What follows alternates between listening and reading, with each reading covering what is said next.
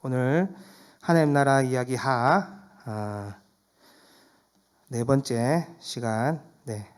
11강이 아니고 10강이냐 하면 지난주 이어서 연결되는 부분이기 때문에 그렇습니다. 그래서 공식적으로는 네 번째 시간이지만은 10강 구속의 D파트 나뉘어서 이제 부분이니까요. 그렇게 이해하시고 우리가 또 한번 살펴보도록 하겠습니다. 예수님의 죽으심과 부활 이렇게 나와 있네요. 한번 읽고 중간중간에 또 코멘트하면서 서로 나누는 시간을 가지겠습니다. 예수님의 죽으심과 부활. 예수님은 죄가 없으시지만 하나님의 아들이라는 이유로 십자가에 달리십니다. 제자들조차 예수님께서 왜 십자가에 달리셔야 하는지 이해할 수 없었습니다. 공생애 동안 십자가에 죽으시고 부활하실 것을 3번이나 말씀하셨지만 그 의미를 깨닫지 못했습니다. 하나님 나라가 임하려면 예수님께서 고난받으시고 버림받아야 합니다. 이방인에게 넘겨져 희롱과 능욕과 침뱉음을 당하고 채찍질을 받으시고 죽임을 당해야 합니다. 이렇게 나와 있는데요. 중요한 것은 예수님께서는 죄가 없으신 분이시죠. 그런데 인성을 가져서 인간이 느껴야 되는 그 감정들을 다 배고픔이라든지 아픔, 슬픔을 다 가지셨는데 중요한 것은 하나님의 아들로서 십자가에 달리셨다. 이렇게 이해해 주시면 될 것 같고요. 그래서 제자들 입장에서는 전혀 이 사실을 깨닫지 못했죠. 공생애 때 무려 세 번이나 죽으심과 부활에 대해서 제자들을 동고동락하면서 그렇게 가르쳤지만 그 당시는 제자들이 이해를 못했습니다. 왜냐하면 기적이 일어날 때마다 정말 구름대처럼 사람들이 열광하고 막 한호하고 그러니까 마치 이제 진짜 기다렸던 메시아가 이분이구나. 세례 요한도 그래서 감옥에 갇혔을 때 당신이 메시아가 맞습니까? 물어 전달자를 시켜서 종을 시켜서 이제 보냈을 때 예수님께서 이사야 말씀을 하시면서 포로된 자에게는 자유를, 눈먼 자에게는 빛을 보여준다 이렇게 이사야 말씀을 하시면서 세례 요한이 이분이 메시아이구나를 깨닫게 되었죠. 그래서 제자들은 전혀 몰랐는데 그런데 예수님의 사역은 죽어야지 남을 살리는 인류를 구속할 수 있는 구원할 수 있는 사역이었기 때문에 이방인들에게 침뱉음과 능욕과 버림받음을 죽임을 당해야만 했었지요. 계속해서 읽겠습니다. 예수님께서는 하나님 나라의 근원적인 대적인 사탄과 싸우십니다. 그래서 군사적인 무력은 무의미합니다. 그것으로 사탄을 이길 수 없기 때문입니다. 예수님은 약속의 땅 예루살렘을 영적 전투의 현장으로 삼으셨습니다. 아무도 예상하지 못한 방법으로 싸우십니다. 반복해서 있기 때문에 세 줄 밑에 원수를부터 할게요. 죄송합니다. 반복해서 세 줄이 그대로 들어갔기 때문에 죄송합니다. 원수를 죽이는 것이 아니라 스스로 죽임을 당하시고 생명을 내어주는 방식이었습니다. 하나님 나라를 훼손하고 타락한 인간의 죄와 반역에 대해 예수님은 자신이 죽으시는 방식으로 맞섭니다. 그렇게 주님은 세상을 구속하십니다. 그래서 유대인뿐만 아니라 많은 사람들이 로마의 이 압제에서 구출할 수 있는 군사적인 그 무력으로서 이렇게 완전히 압제를 하는 그런 것을 기대했지만은 예수님께서는 십자가 나중에 또 살펴보겠지만 이 십자가는 그 다음 파트가 승리 십자가에서 살펴보겠지만 로마인들에게도 아주 아주 바람직하지 못한 그런 저주의 자리였고 유대인들에게는 이미 모세오경을 늘 공부했기 때문에 거기 신명기 말씀에 나무에 달린 자마다 저주를 받는다라고 했기 때문에 그 십자가는 로마인들에게도 저주의 심판의 자리였고 유대인들에게 저주의 십자가였지요. 그런데 예수님께서 그렇게 하셔야지만 택하신 백성과 인류를 구원할 수 있기 때문에 그 방식으로 죽음과 침뱉음과 물과 피를 다 흘리는 죽음의 방식으로 우리를 구속하셨다. 그래서 우리가 예수 믿는 그리스도인이 어떻게 영적 전쟁을 할 것인가 얘기했을 때 에베소 6장 12절에 이렇게 말씀하고 있지요. 우리의 씨름은 혈과 육의 싸움이 아니요 통치자 권세들과 이 어둠의 세상 주관자들과 하늘에 있는 악한 영을 상대하시는 것이다. 이렇게 얘기하기 때문에 예수님께서 무력으로 돌파하지 않으셨고 죽음의 방식으로 했기 때문에 예수님의 가르침을 사복음서에서 너희가 제자가 되는 길은 한 가지 방법밖에 없는데 날마다 자신을 부인하고 제 십자가를 져라 이렇게 말씀했기 때문에 우리 신앙생활의 패턴을 잘 보십시오. 늘 신앙을 점검할 때도 자기를 체크할 때도 본성은 끊임없이 우리를 죄를 짓게 만들지요. 그 죄악의 길에서 이스라엘 왕들도 벗어지지 못하고 처음에 돌이켰으면 좋았을 텐데 그 왕들이 여러 가지 하나님께서 신호를 주시잖아요. 그때마다 깨닫지 못하고 반복해서 죄를 지으니까 묻어지는 거예요. 묻어지기 시작하면서 자꾸만 혈과 육으로 막 발버둥 치는 것을 볼 수가 있죠. 더 산당을 짓는다든지 뭐 우상을 더 백성들로 하여금 더 죄를 짓게 만들고 이러니까 이제 그들에게 주어진 것은 심판뿐이었죠. 오히려 하나님 말씀에 순종하고 철저히 자신이 죽고 주님을 높이는 그런 삶을 살았던 다윗과 같은 그런 모습을 보였으면 부강할 뿐만 아니라 백성들도 공평과 정의의 나라를 이루어 갔을 것인데 그런 부분에서 우리가 또 열왕기상 또 매칭이 되겠죠. 네, 그래서 우리의 제자들 된 입장에서 예수님의 방식이 십자가 사역이 어땠는지를 잘 이해하면서 우리의 신앙도 어디로 흘러가야 되는지 잘 보셔야 됩니다. 그래서 끊임없이 낮은 대로 가면 주님께서 함께 하십니다. 이 낮은 데에 주님이 계십니다. 그러니까 우리가 신앙의 패턴을 잘 살펴보시면 주님의 사역과 일치하면 제자입니다. 그런데 주님의 사역과 반대, 부귀영화가 앞서고 나만의 우상을 짓고 있다. 하나님 굉장히 싫어합니다. 그렇기 때문에 그 방식들을 주님의 사역을 보시면서 내 신앙을 점검하려면 주님의 사역이 어땠는지 보시면 되겠습니다. 승리 십자가 한번 보겠습니다. 예수님은 십자가에 달려 돌아가셨습니다. 로마 제국에 대한 변번한 쿠데타 한 번 없이 구원자라고 믿는 메시아가 피 흘려 죽으셨습니다. 사실 십자가의 죽음은 로마인에게나 유대인에게나 치욕스러운 것입니다. 십자가는 로마인들에게 반역자나 노예들이 받는 가장 잔인하고 고통스러운 사형법입니다. 아무도 그것을 영광스러운 십자가로 보지 않습니다. 유대인들 역시 나무에 달린 자는 하나님께 저주를 받았다는 말씀 때문에 나무 십자가에 달려 죽는 일을 수치스럽게 여겼습니다. 누가 보아도 예수님의 죽음은 승리가 아니었습니다. 그러나 교회는 십자가가 하나님의 구속 사역의 핵심이라고 말하기를 주저하지 않습니다. 오직 신약 성경만 십자가 사건이 하나님 나라를 회복하고 죄인을 구속하는 사건으로 이해합니다. 왜 그렇습니까? 예수님의 십자가는 그분의 부활과 승리로 이어지는 싸움이기 때문입니다. 예수님께서 십자가에 죽으신 것은 표면적으로는 패배로 보입니다. 그러나 3일 만에 부활하신 이야기를 함께 볼 수 있다면 이는 궁극적으로 승리의 죽음입니다. 이 부활의 관점에서 십자가를 보면 이 세 가지를 이제 설명할 텐데요.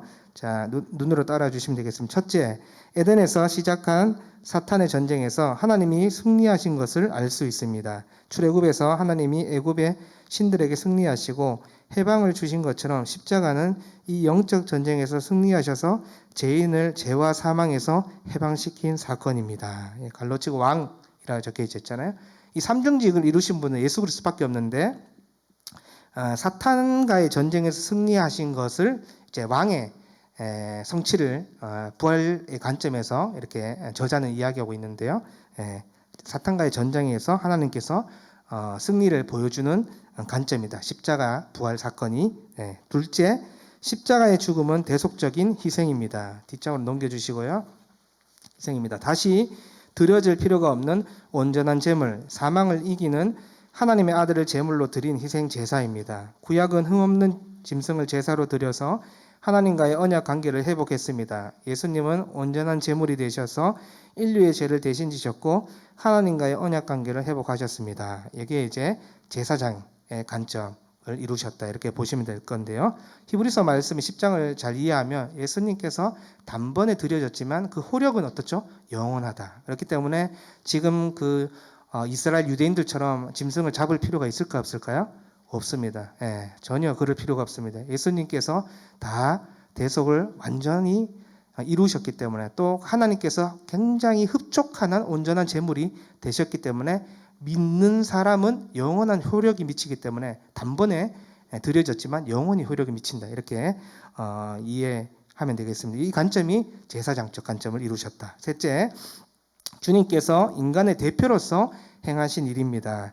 예수님은 모든 인류가 받을 심판을 대표해서 받으셨고 그들을 대표해서 살아나셨습니다. 우리의 대표이신 예수님을 믿는 자는 예수님과 함께 죽고 예수님과 함께 살 것입니다.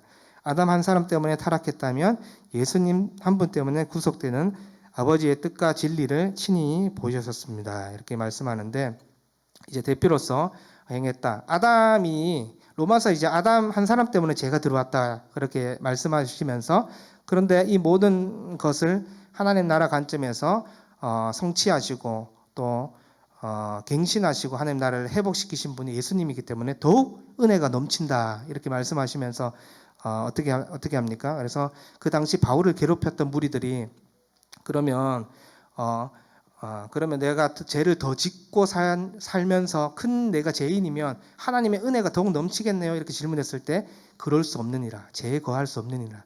죄 때문에 우리를 살리신 분인데 전혀 이상하게 사도 바울을 괴롭혔던 그 무리들이 이상하게 이해를 했는데 어쨌든 아담 한 사람으로 죄가 들어왔지만 예수 그리스도가 이것을 모든 것을 성취한 이 시대를 살아가고 있기 때문에 은혜의 시대다. 우리가 은혜를 받았다. 한 사람으로서 행했다. 그래서 예수님 이후에 제2의 예수는 없고 제가 지난주에 뭐 제3성전, 제4성전 이런 말씀했는데 없습니다. 그런 거 제3성전, 제3성전 뭐 다시 예루살렘을 회복해야 된다. 백투더 운동이라든지 이런 거는 극단적인 이제 세대주의로 빠지기 때문에 그런 것들이 이제 문제가 되겠죠. 그래서 한 사람 예수님으로 다 성취됐는데 이 관점이 뭐라고요? 선지자적 관점. 그래서 삼중직을 다 이루셨다 예수님께서 이렇게 말씀드리고 싶고요. 찢어진 휘장 보겠습니다. 예수님께서 십자가에서 죽으셨을 때 성전 휘장이 위로부터 아래로 찢어졌습니다. 이는 예수님의 죽음을 통해 하나님께 나아가는 길이 열렸음을 의미합니다. 타락 이후 인간은 하나님께 제한적으로 나아갔습니다. 과거 하나님 백성은 성전의 제사를 통해 부분적으로 하나님께 나아갈 수 있었습니다. 그러나 예수님께서 죽으시면서 하나님과 인간 사이에 막힌 담과 휘장을 찢으셨습니다. 하나님과 함께할 임마누엘의 길이 열렸습니다.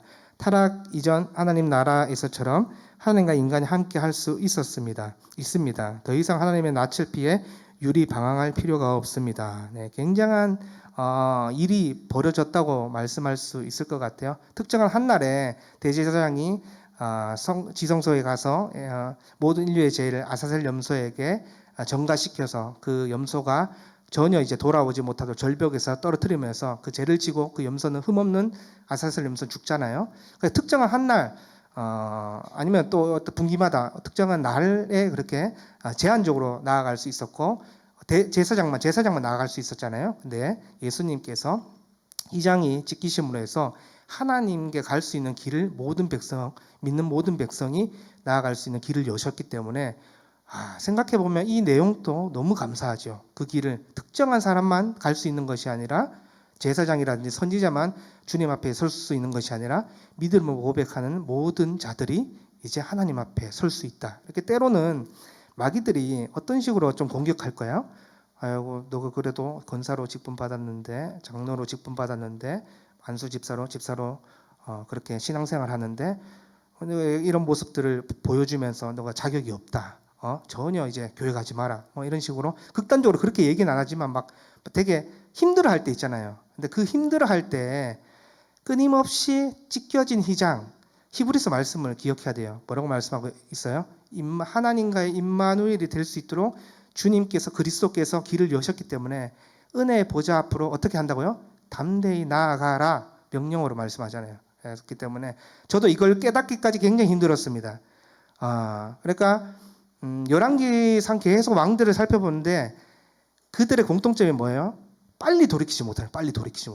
하나님이 한 번 신어주고 두 번 신어주고 저는 제가 상식적으로 생각해 봤을 때 누구 왕 이름 기억 안 나는데 막 손이 막 갑자기 집례를 해야 되는 손이 막 굳어버리잖아요. 손이 굳어버리고 재단이 갈라져서 재가 다 쏟아지고 이거는 분명히 하나님이 주신 신호가 아닐까 이렇게 생각하면 좋았을 텐데 깨닫지 못했잖아요. 또 며칠 뒤에는 또 어떤 사건이 일어났어요?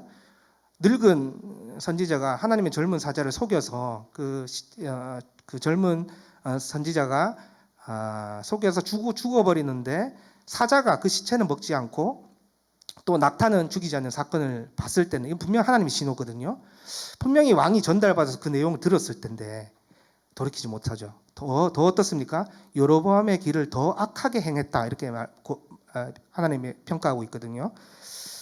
그렇기 때문에 우리가 하나님께 불순종할 때도 있을 거예요. 살면서 또 예배 자리도 놓칠 때도 있을 거고 우리 본인은 알잖아요. 그때마다 사탄은 어떤 전략을 펼치냐면 가지 마라, 교회 가지 말고 신앙생활 뭐하러 하냐, 직분 받아서 뭐하냐 이런 식으로 공격할 때가 있을 때 그때가 오히려 어떻다고요? 기회입니다. 빨리 돌이켜서 나의 잘못과 내 신앙의 양심의 소리를 들으면서 주님 죄송합니다. 주님께서 나를 위해서 희장이 찢기셔서 하나님께 나아갈 수 있는 은혜의 보좌로 갈 수 있는 그 길을 다 여셨는데 제가 이렇게 주님의 뜻대로 살지 못했으면 고백 빨리 해야 되겠죠. 그래서 찢어진 희장을 이 파트를 생각하면서 곳곳마다 하나님의 은혜가 다 있는 것 같아요. 네, 부활하신 예수님 한번 볼게요. 부활하신 예수님 십자가에서 죽으신 이후 예수님은 3일 만에 부활하셨습니다. 이로써 온 세상은 십자가의 죽음이 헛되지 않음을 알게 되었습니다.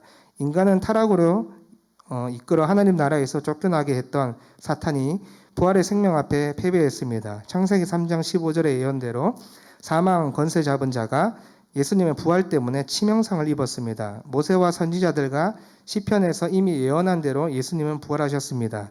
부활은 새로운 시대의 시작을 의미하며 우주적인 회복과 갱신을 상징합니다.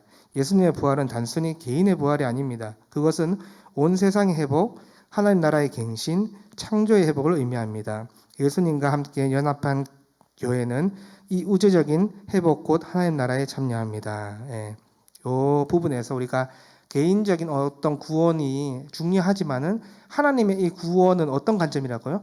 온 우주를 회복과 갱신한다는 내용을 담고 있어요. 그렇기 때문에 온 세상의 회복이고 하나님 나라의 갱신의 의미가 있고 창조의 회복이다. 그래서 어떤 학자들은 재창조다 이렇게 이 사건을 통해서 재창조가 일어났다라고 말씀하고 또 신기하게 고린도후서 에베소서 말씀을 보면 완전히 변화된 새 사람이 되었다 이렇게 새로운 피조물이다 새 사람이 되었다 이렇게 말씀하고 있기 때문에 그 우주적인 관점으로 이 부활을 바라보면 좋을 것 같아요. 계속 읽어볼게요. 또한 부활은 하나님으로부터 예수님이 의롭다고 인정받은 사건입니다. 예수님의 죽음이 구속을 이루시는 것을 확증받은 사건입니다. 로마서 1장 4절은 부활을 통해 예수님이 하나님의 아들로서 선포되셨다고 선언합니다. 죽으시고 부활하신 분이 하나님의 아들이 확실하다는 선언입니다. 따라서 부활은 하나님의 아들이신 예수님께서 하신 모든 일이 옳은 것이며 이를 통해 하나님 나라가 이루어진 것을 확신할 수 있는 표시입니다. 네, 이 부분에서 보면 사도행전을 보면 그렇게 말씀하고 있어요. 하나님께서 예수님을 직접 직접 그 자리로 내어 주시고 또 십자가에서 다 구속을 이루었을 때 승천시키시고 하나님이 주체라고 표현하고 있어요. 근데 그 십자가 사건을 얘기하면서 어떤 사람들은 계속 예수님을 부정하고 지우려고 하잖아요. 여기 나와 있는 사람들은 그런 무리가 있어요 그러는데 신학적인 어떤 부분에 이제 자유 노선 사람들은 자꾸만 예수님을 자꾸 지우려고 하는데 우리는 늘 이런 정통 교단 개혁주의 복음주의 건에 있기 때문에 늘 이런 내용을 들었기 때문에 뭐 전혀 이렇게 공감 못할 텐데 해외라든지 이런 자유주의 신학 노선은 자꾸만 예수님을 지우려고 하는데 성경에 보면 어떻습니까? 십자가 사건 누가 먼저 인정하고 있어요? 예수님께서 먼저 인정하셔요. 그 자리를 내어주신 분도 하나님이시고 또 승천시킨 분도 하나님이시고 보좌 우편에 앉히신 분도 하나님이시다. 주체가 하나님으로 나와 있거든요. 이 모든 내용이 하나님이 될 수 있으려면 어떻게 됩니까? 하나님이 예수님의 십자가 사역을 인정하셨잖아요. 너가 나의 사랑하는 하나밖에 없는 아들이다. 이 사건이 그래서 하나님 인정하신 사건이기 때문에 예수님께서 공생의 사역과 십자가 사역은 부정할 수 없는 인류를 대속하시 구원하신 사건이죠. 그래서 우리가 성경만 잘 봐도 이해가 되는데 이런 부분들을 계속 예수님을 지우려고 하는 어떤 그런 학자들도 있다. 우리가 이렇게 생각하시면서 끊임없이 그런 움직임들이 계속 날이 가면 있을 거예요. 그럼에도 불구하고 우리는 그래서 뭐가 중요할까요? 성경입니다. 성경. 우리 웨스트민스터에도 가장 먼저 출발이 성경이잖아요. 그렇기 때문에 성경이 출발이 성경이 아닌데 중요한 파트로서 성경이 있잖아요. 그러니까 성경에서 무엇을 말하는지를 우리가 놓치게 되면 이상한 길로 빠질 수가 있는데 성경에서 무엇을 말씀하는지를 곰곰이 잘 보면 이게 복음이 어떤 것인지를 알게 됩니다. 지상명령 한번 볼게요. 넘기셔서 3장. 부활하신 예수님은 40일간 제자들과 함께 하시면서 하나님 나라의 복음을 전파할 것을 명령하셨습니다. 구약 성경을 열어서 예수님의 죽으심과 부활의 의미를 제자들에게 가르쳐 주셨고 전하라고 하셨습니다. 예수님은 승천하시면서 제자들에게 지상 명령을 주셨습니다. 세례를 주고 가르쳐 지키게 하여 제자를 만드는 사역을 위임하셨습니다. 여기서 우리는 창조가 회복되어 언약이 성취되는 것을 볼 수 있습니다. 지상 명령은 문화 명령의 갱신입니다. 문화 명령 우리가 1파트인가 2파트 때 배웠죠. 창조 때 하나님은 생육하고 번성하여 하나님 나라를 이루라고 명령하셨습니다. 이제는 그 생육과 번성이 출산뿐 아니라 교회가 제자를 삼는 일을 통해서도 실현됩니다. 온 땅에 그리스도의 제자가 충만할 때 하나님 나라가 이루어집니다. 이전에는 아무도 이 문화 명령을 신실하게 수행하지 못했지만 이제는 다릅니다. 왜냐하면 세상 끝날까지 주 예수님께서 함께 하시며 이 사명을 감당하도록 도우시기 때문입니다. 예수님 때문에 진정한 하나님 나라가 이루어질 것입니다. 이렇게 말씀하고 있는데요. 이 지상 명령이 이제 문화 명령의 갱신의 관점인데 세례를 행하고 가르쳐 지키게 제자를 만드는 사역을 우리에게 위임해 주셨는데 마지막 두 줄 읽어보니까 하나님께서 이 사역이 되도록 어떻게 하신다고요? 늘 도우신대요. 그렇기 때문에 여러분들이 이 내용을 이해하시면서 요즘 또 출산이 굉장히 중요하지 않습니까? 전 세계적으로 출산이 중요한데 우리나라도 중요한데 이 출산뿐만 아니라 문화명령 출산뿐만 아니라 교회가 제자를 삼는 일을 통해서도 실현이 되는 어떤 그 시대이기 때문에 여러분들도 끊임없이 이 지상명령이 특정한 사람들의 리더십만 가능한 일이라 생각하지 말고 나에게도 나이와 연령과 성별과 관계없이 나에게도 주신 말씀이기 때문에 어떻게 될까요? 끊임없이 복음을 배워야 되고 또 배운 내용을 가르쳐야 되고 이렇게 되면 어떻게 됩니까? 제자가 제자를 낳게 됩니다. 그래서 여러분들이 1대1도 할 수 있을 때 많이 참여하시고 또 봉사하시고 섬기면 또 어떻습니까? 본인이 한번 해보면 어떻습니까? 더 많이 남습니다. 이거는 교육학 박사들이 인정한 내용입니다. 가만히 있으면 어떻을까요? 본인이 읊조르면 본인이 스스로 이렇게 공부하고 하면 내가 많이 알겠네 이렇게 생각하지만 직접 나와서 가르쳐보고 만나서 가르쳐보면 어떻습니까? 이 내리에 더 박히고 내가 말 못하고 있네. 내가 온전히 아는 게 아니었구나를 깨닫게 되기 때문에 이런 부분에서도 교육학적으로도 좋은 경험이 될 수 있기 때문에 여러분들이 아직 조금 저는 아직 좀 부족한데요. 아직 조금 나서지 그런 거는 조금 못하겠는데 이런 분들 계시다면 괜찮습니다. 제가 그랬습니다. 제가 이렇게 서는 거에 대해서 굉장히 부담을 느끼고 나는 가르치는 은사는 좀 없는 것 같은데 말이 좀 많이 어눌한데 이런데 청년 때 막 그렇게 계속 밀어내다가 이제 직접 1대1 그건 아니었지만 이렇게 만나서 이렇게 하는 복음 가르치는 일들을 해보니까 정말 내가 모르고 있었구나. 그때부터 이제 깨닫게 되고 용기 내서 하면서 이 부분을 내가 놓치고 있었구나. 이래서 가르치면서 조금 더 좋아진 게 지금 이 상태긴 한데 여러분들도 어쨌든 용기를 내시고 그렇게 하면 내가 무엇을 놓치고 또 무엇을 더 배워야 되겠다를 알기 때문에 그렇게 지상 명령을 내가 주님께서 위임하셨기 때문에 나도 할 수 있다 이렇게 생각해 주시고 적극적으로 교회에서 권장하는 그런 어떤 프로그램들 1대1 사역도 뿐만 아니라 큐티 베이직 여러 부분들 안 받으신 분도 있으면 빨리 받으시고 또 그 참여 양육자로 참여하면 굉장히 좋을 것 같아요. 두 번째 파트 한번 볼게요. 예수께서 이루신 하나님 나라의 특징 A. 예수님의 죽으심과 부활. 예수 그리스도는 참 이스라엘이시며 말씀이십니다. 또한 그분이 함께 하시며 말씀으로 다스리는 곳이 바로 하나님 나라입니다. 백성, 영토, 주권 이 모든 것이 예수 그리스도 한 분 안에서 발견됩니다.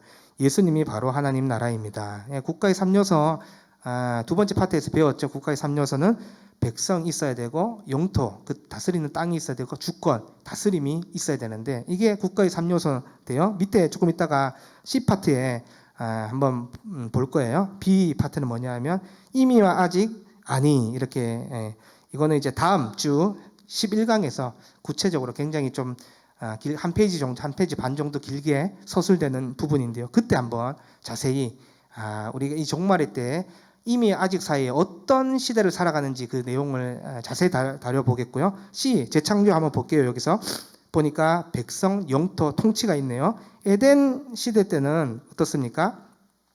아담과 하와밖에 없었죠. 그래서 하나님의 백성 아담과 하와 에덴 시대. 이스라엘 시대는 어떻습니까? 아브라함과 그의 후손 이스라엘. 아브라함의 축복하시면서 12장 1절, 15장 5절 말씀을 기억하시면서 빛과 같이 별처럼 많아지게 하겠다. 너의 후손들을 많아지게 하겠다 했을 때 그의 후손 이스라엘이고, 포로 전후 예언 시대는 어떻습니까? 이스라엘의 남은 자, 레놈트라고 하는데 남은 자 그가 되겠죠. 신약 시대는 어떻습니까? 새 이스라엘입니다. 가난한 자, 죄인, 이방인든 심령이 가난해짐으로써 주님께서 메시아다라고 고백했던 그 새 이스라엘 이렇게 볼 수 있겠죠.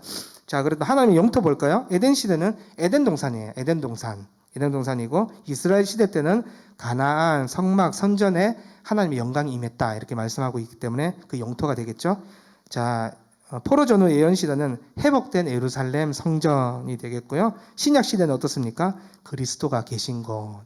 이 사건은 무화과 나무 마른 사건을 기억하시면 좋을 것 같아요. 주님께서 성전을 3일 만에 그 성전이 허물어진다. 그리고 성전을 헐라라고 말씀하시면서 본인이 이제 성전이시다. 이렇게 참 성전이시다라고 내용한 부분이 사복음서에 있지 않습니까? 그래서 신약 시대에는 예수 그리스도가 계신 곳이 하나님 나라 영토가 되겠습니다. 하나님 나라 통치는 어떨까요?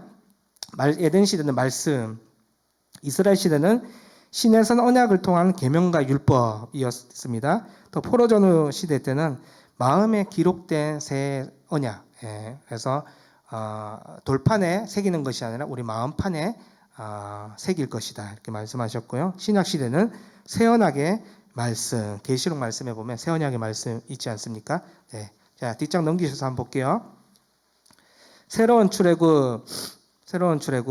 예수님은 제자들과 오른 변화산에서 율법의 대표 모세와 선지자의 대표 엘리야를 만나셨습니다. 대화의 주제는 별세였습니다. 문득 두 사람이 별세하실 것을 말할세 라고 말씀하시죠. 주님의 죽으신 별세는 단순히 개인의 죽음이 아닌 엑소더스, 곧 이스라엘의 출애굽을 의미합니다. 주님은 십자가의 부활을 통해 자기 백성, 곧 교회를 죽음의 땅, 신음하는 곳에서 출애굽시키는 사역을 하시는 분이십니다. 교회는 주님과 함께 죄와 사망의 나라로부터 탈출했습니다. 출죄악, 출사망, 새로운 출애굽이 주님 안에 이루어졌습니다.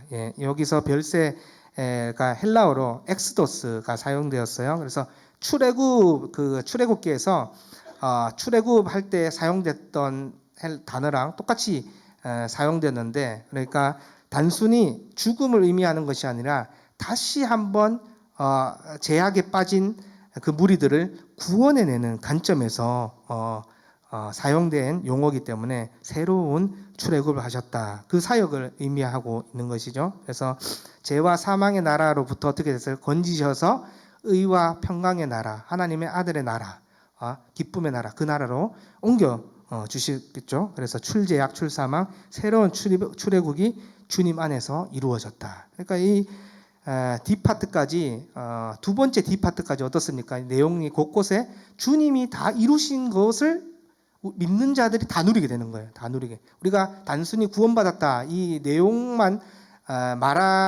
이해하고 말했을 때랑 지금 하나하나 관점, 찢겨진 희장이라든지 예수 그리스도께서 우리를 위해서 이루신 것이 곳곳에 교리적으로 또 신학적으로 또 말씀대로 이루어져 있기 때문에 우리가 공부하면서 가져야 될 관점은 뭐냐면, 하나님과 예수님과 성령님께서 나를 얼마나 사랑하셔서 단순히 개인적인 관점이 아니라 우주적인 회복과 갱신의 그 속에 나를 택해 주시고 영원한 하나님 나라로 초대해 주셨다 이렇게 생각하시면서 날마다 받은 은혜를 좀 곱씹으면 좋겠어요. 그래서 이게 딱딱한 신학, 딱딱한 교리로 들리는 것이 아니라 곳곳에 숨겨진 그 내용을 보면서 이런 부분들을 통해서 나를 삼위 하나님께서 얼마나 사랑하시고 이끌어 가시는지를 날마다 조금 누렸으면 우리가 좋겠네요. 자, 질문 원투, 오늘은 원투를 살펴보면서 스스로에게 좀 질문했으면 좋겠어요. 첫 번째 질문인데요. 예수님은 죄인, 창녀, 세리, 가난한 자, 이방인의 친구였습니다. 오늘날 교회는 이러한 사회적 약자들이 발을 들이기가 어려운 곳이 되어버렸습니다. 우리 공동체는 장애를 가진 사람들, 사회의 소외 계층이 들어올 수 있습니까? 나는 그들을 포용할 수 있습니까? 라고 했는데 저자의 질문이 굉장히 좋은 질문인 것 같아요. 네, 그래서 여러분들이 한번 곰곰이 본인을 한번 살펴보십시오. 본인을 살펴보면 은연중에 처음에는 안 그랬을 수도 있는데 오히려 이 신앙의 연차가 늘어가면 늘어갈수록 어떤 기준을 정하게 되고 어떤 사람은 좀 한대하고 어떤 사람은 좀 멀리하는 어떤 그런 모습들이 우리 안에 있었다면 교회는 사실은 그런 곳이 아니죠. 왜냐하면 주님이 머리 되시고 주님의 사역을 표현하는 것이 교회이기 때문에 주님께서는 눈물이 있는 자, 귀신 들린 자, 아픔이 있는 자, 그러면 세리, 창기의 친구들이 되어주시고 가장 먼저 남들이 안 갈 때 나병 환자라든지 문둥병자, 그 당시에는 막 피부병이잖아요.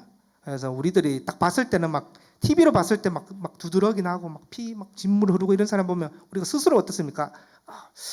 저기는 좀 내가 가서 섬기기 싫은데 저 사람은 좀 내가 좀 멀리하고 싶은데 그런데 사실은 어떻습니까? 교회에 표방해야 되는 그 사역들이 그러한 자들이 마음껏 와서 진리를 발견할 수 있고 복음을 깨달을 수 있도록 해야 되는데 그래서 은연중에 우리 공동체가 혹은 나가 장애를 가진 사람이라든지 소외 계층이 들어올 수 없게 막거나 좀 내가 꺼리낌을 느끼고 있었다면 우리가 다시 한번 주님의 사역을 기억하면서 낮은 곳으로 또 흘려보내려고 하는 그런 모습들이 우리 안에 있어야 되겠죠.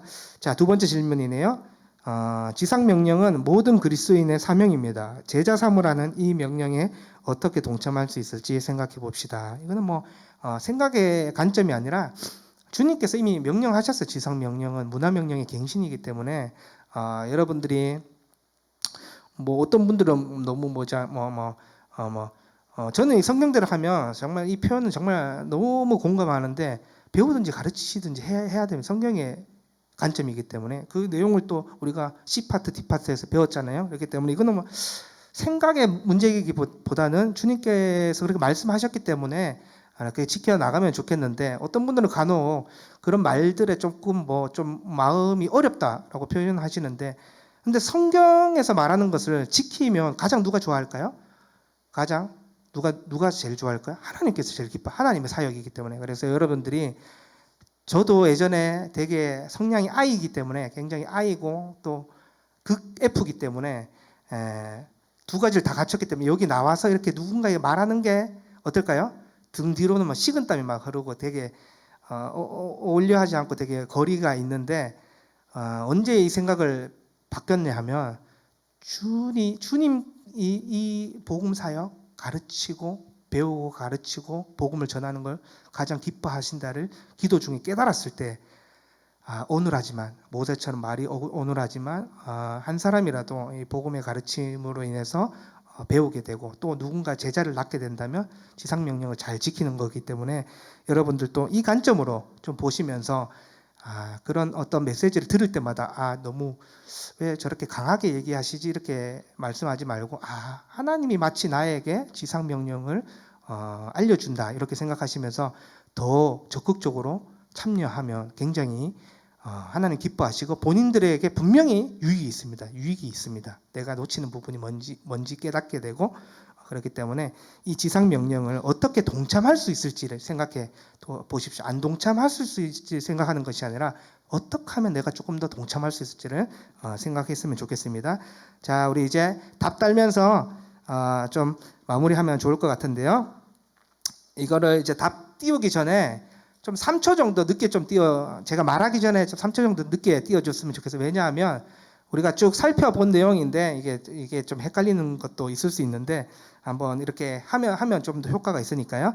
하나님 나라 예수님을 배웠는데요. 예수님이 십자가에 못 박힌 죄는 스스로를 무엇이라고 했기 때문일까요? 하나님의 아들, 네, 맞습니다. 하나님의 아들, 예, 하나님의 아들로서 죽으셨다. 예, 명확하게 이해해야 되겠죠. 예수님은 십자가에서 제일 근원인 누구랑 싸우셨을까요? 누구랑 싸우셨을까요?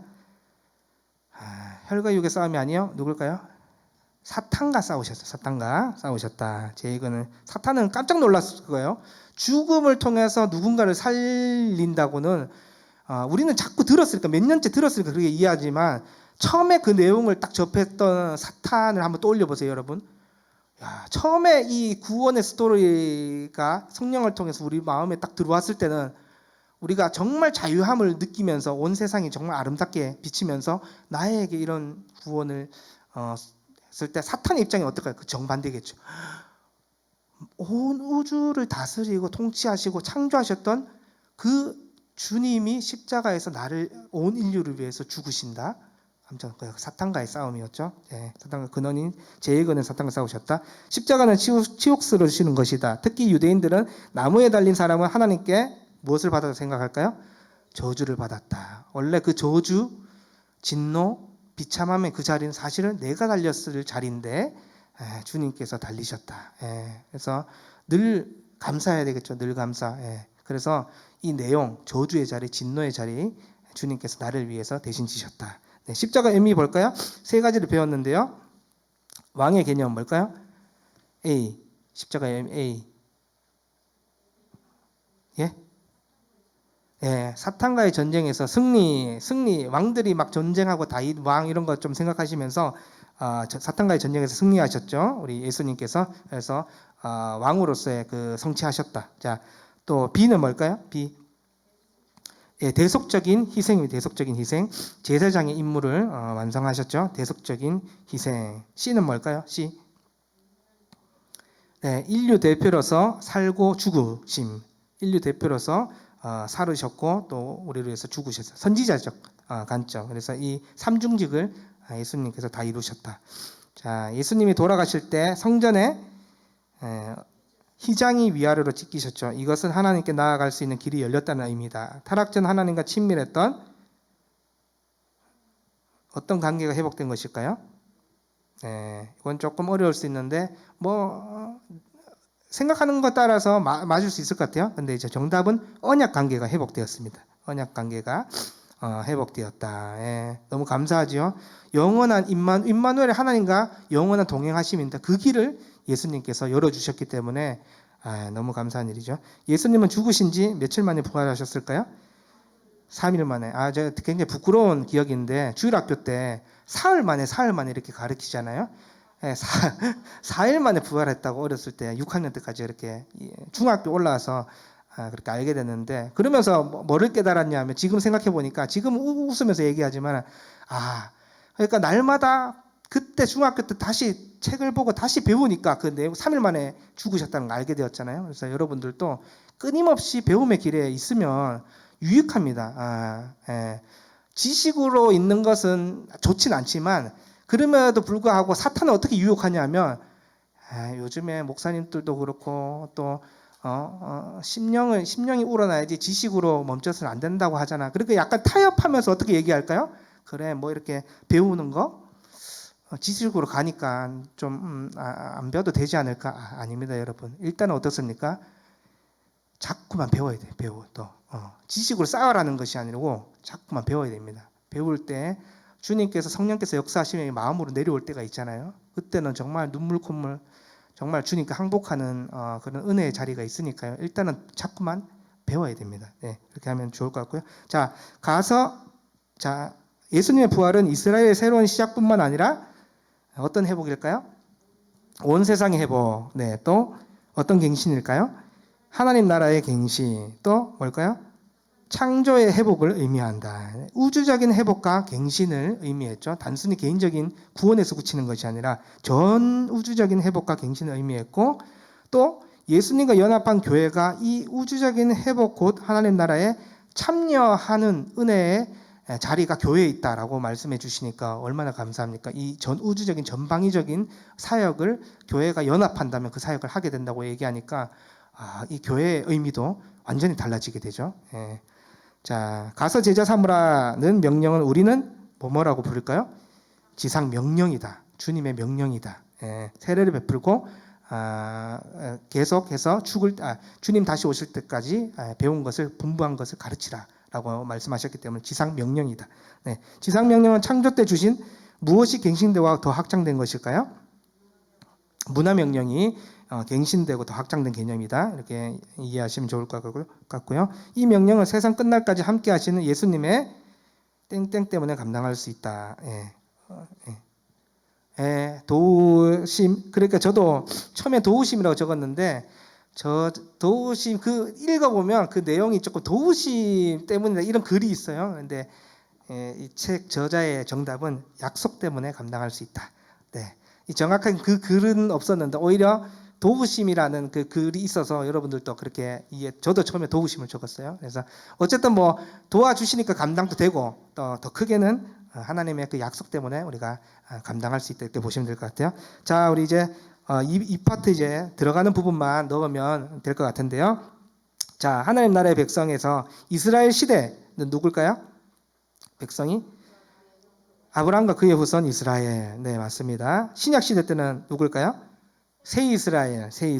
네, 죄인 이방인 가난한 자들. 네, 이렇게 이해하면 될 것 같고요. 영토는 빈 곳이 없네요. 하나님의 통치 볼까요? 에덴 시대는 뭘까요? 말씀입니다. 말씀. 네, 그리고 포로 전후 예언 시대 뭘까요? 마음에 기록된 새 언약. 네, 신약 시대 때는 무엇일까요?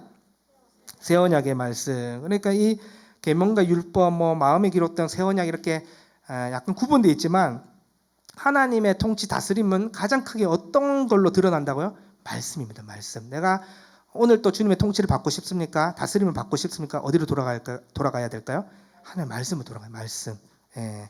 그러니까 왕들이 말씀을 놓치고 주님을 놓칠 때 못 돌아왔잖아요. 그래 끊임없이 내가 주님과 조금 거리가 있다. 내 신앙이 예전 같지 않다고 생각되는데 어디로 가면 좋을까요? 말씀을 돌아가면 금방 가까워집니다. 이거는 성경적인 어떤 신앙을 회복할 수 있는 길이 제시된 효과적인 방법이기 때문에 여러분들이 끊임없이 주님과 더 가까워지고 싶고 더 친밀해지고 싶으면 기도, 말씀 이 두 가지를 늘 기억해 주시면 좋겠고요. 우리가 이제 오늘 내용은 다 배웠는데요. 우리가 함께 좀 기도할 때